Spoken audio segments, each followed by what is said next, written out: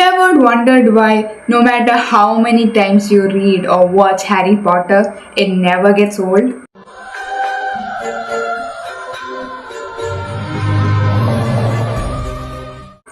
It has such a special chokehold on every reader. You can know every storyline, every character arc, and every plot point can be etched into your brain, but you will still feel the emotions that you felt while reading it for the first time. As somebody who has read Harry Potter, every single book, more than 16 times in my entire lifetime. What? Yes, I have a problem. I wondered why is Harry Potter my comfort book? So I did some research on it, and this is why I spent my time writing a small little essay on why Harry Potter is comforting instead of studying. So great. One of the main reasons is escapism. According to Wikipedia, escapism is a mental diversion from unpleasant aspects of daily life, typically through activities involving imagination or entertainment. Escapism also may be used to occupy oneself away from persistent feelings of depression or general sadness. In other words, escapism acts as a coping mechanism to avoid the harsh and boring realities. It is a way to block out our own stresses and problems. It gives the mind a break by immersing it in a different reality. The mundane is replaced by the magical. And Harry Potter fanfictions just hit different. Even if the writing is poor or the plot is predictable, you will find yourself unable to stop reading. It's because the characters are already developed. No character development is necessary when writing a Harry Potter fanfiction. The reader already has a special place in their heart for their beloved character.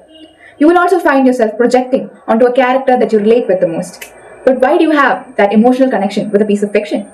Research shows that your brain processes these imagined bonds using the same neural networks and empathy centers it uses for real-life relationships, which is why character deaths or story endings can trigger real emotions. These parasocial bonds can fulfill actual emotional needs, offering a sense of belonging. Another reason is catharsis. We sympathize with them because we understand them, the way we want to be understood. That is why I may feel close to one character, but someone else might feel the same about another. We see them as extensions of ourselves. When the character feels an emotion, we feel it too, and this is because of the fantastic writing style. Ow! Jump scare. Oh, look at that! That is so good! This might sound strange, but one of the biggest reasons Harry Potter is comforting is because we already know what happens. For many of us, this is not our first time reading it. We've read it many times before, and there is comfort in that predictability. We already know how the story goes. There is no surprises, just a sense of safety in that familiar journey we have traveled many times before.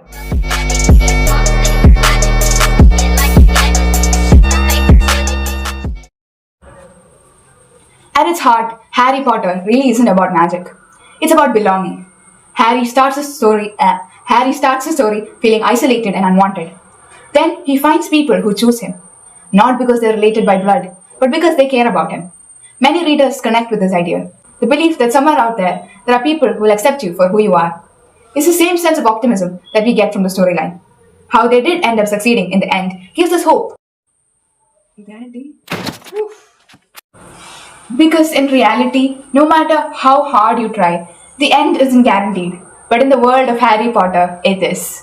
And that is where the comfort lies. The fandom makes you feel like you are part of a community where you finally belong. It is more than a common sharing of interest. It's a shared love for a world that is inevitably a part of us. There once was a boy named Harry who constantly conquered death. But in one final duel between good and bad, he may take his final breath. Pull up in a monster automobile gangster with a bad reader game for Sri Lanka. Beyond the color of Willy Wonka, you could be the king, but what's the green conquer? First thing first, I'll eat your brain. Stand us out, rocket them teeth in veins, cause that's what a monster do. Heads up from below, it's a monster do.